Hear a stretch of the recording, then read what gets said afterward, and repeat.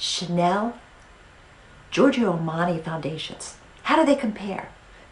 Today I'm trying prestige products on my mature skin. Hello beautiful people, this is Anne, Fabulous Life 101.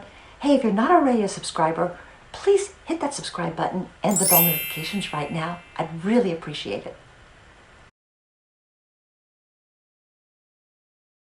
Good morning, beautiful people.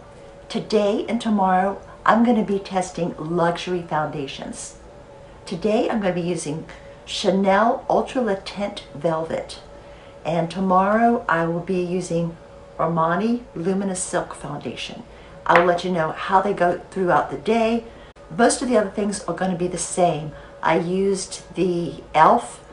Luminous Putty Primer already on my face. I've already done concealer, brows, and eye makeup.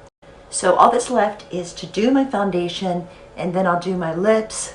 To present another little variant, what I'm going to do both today and tomorrow is I'm going to powder one side of my face to set the foundation.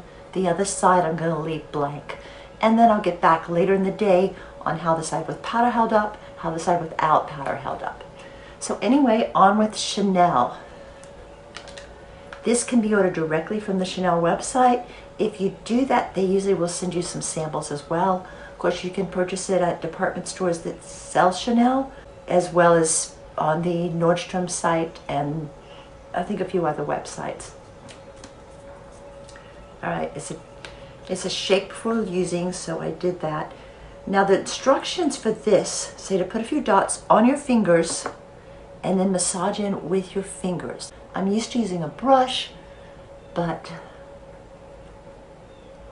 I'm going to try this since that's what the website says to do. And please note I did wash my hands thoroughly before doing this. I am noticing a little bit of dead skin cells coming up. I washed and toned my face this morning, so I thought I got rid of those, but there are still a few coming up, I noticed, when applying with my fingers. Let me try a touch more. Just a drop.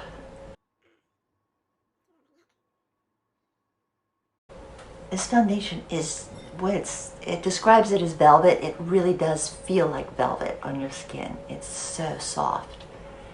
And it's very, it's not a high coverage foundation. It's very lightweight. After rubbing this, and you really do not feel like you have foundation on your face. At least I don't.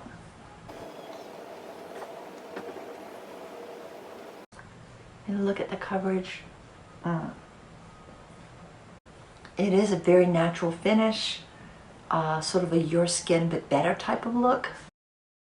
Then I'm going to go do my cheeks and my lips, and I'll be right back.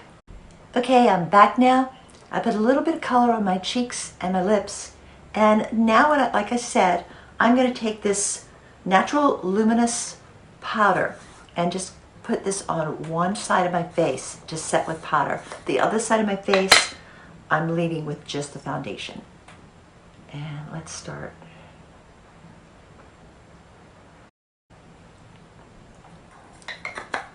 Okay, that's it for today. I'm going on with the rest of my day, going out for a little bit. I'll get back to you later this afternoon and let you know exactly how everything held up. Well, I'm back. It's been about 5.5 hours since I put on the foundation, and I'm looking at it very closely with this mirror. Both sides still feel soft and silky, have that sort of velvety touch. I haven't noticed any settling into lines, but this is a very lightweight foundation. It doesn't really mask the lines either.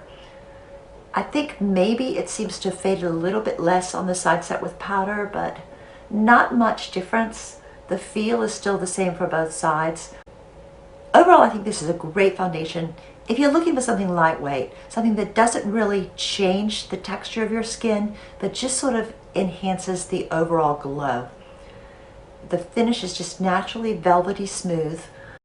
It's beautiful. It has a slight fragrance to it, but it's not at all unpleasant. It's just sort of a Chanel freshness. So yeah, I do like this foundation. However, if you're looking for something with maximum coverage, this probably isn't the one for you. Tomorrow I'll be testing the Armani and I'll let you know how they stack up. Good morning. It's the second day of my luxury foundation test. Today I'm going to be testing Luminous Silk Foundation Fondant by Giorgio Armani. And the color in this one is 2. By the way, the color of the Chanel I used yesterday was B20. But anyway, this is the Armani foundation. And I'm going to start by putting a little bit. It comes with a pump. You take the little top off and then pump. And it's a little bit thicker and creamier than this Chanel. So I'm going to do my brush application on this. As with yesterday, I've already done my primer and brows and eyes. I'm going to do my lips after I get the foundation on. This goes on more like the rest of the foundations I'm used to. The Chanel was thinner and the little dots they wanted you to apply by your fingers. It had a wonderful texture to it though.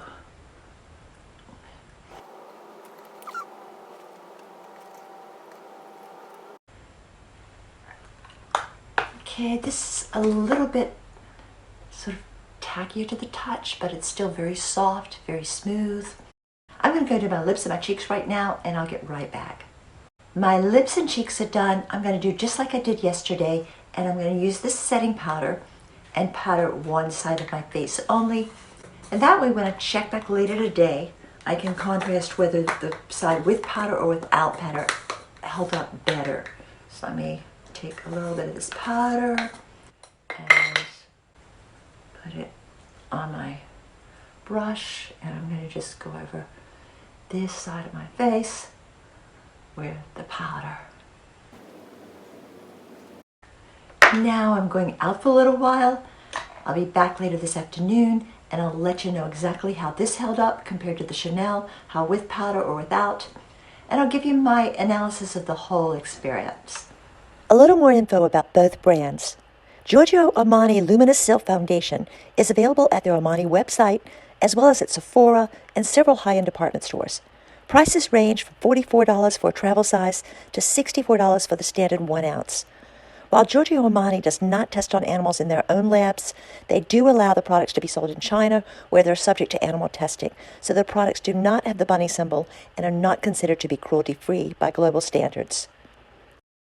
Chanel Ultra Le Tint Velvet Foundation sells for $50. You can get it from Chanel website as well as at several high-end department stores such as Nordstrom, Neiman Marcus, and Bloomingdale's.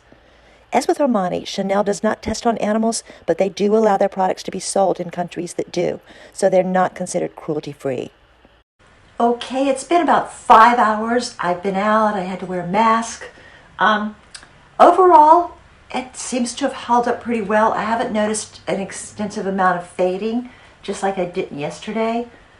Again, I noticed a little better on the side with powder, maybe a little more settling into lines, the side without powder. Both of these foundations, I don't have any problems with either one of them. This is a much lighter, much sheerer texture. This one is a little creamier, so it's sort of whichever is your preference. They're both really good foundations. Are they worth the money, considering that they're about 4 times the cost of some of the drugstore foundations? That, I'm not sure about. It's a matter of taste. You do feel a little bit luxurious. I think the slight fragrance in the Chanel just gave me a little more of that luxurious designer feeling. But overall, my summary is they're both very good foundations. However, I also feel like they're foundations by Number 7, by ColourPop, CoverGirl, Juvia's Place, others that are, also very good for a lot less money. But nothing negative really about either one, Chanel and Giorgio Armani. I'm glad I tried them. Is there a brand or a product that you'd like for me to try? If so, please leave a comment down below. I'd love to hear from you. Thanks for watching. Have a fabulous day. Peace, love, and light.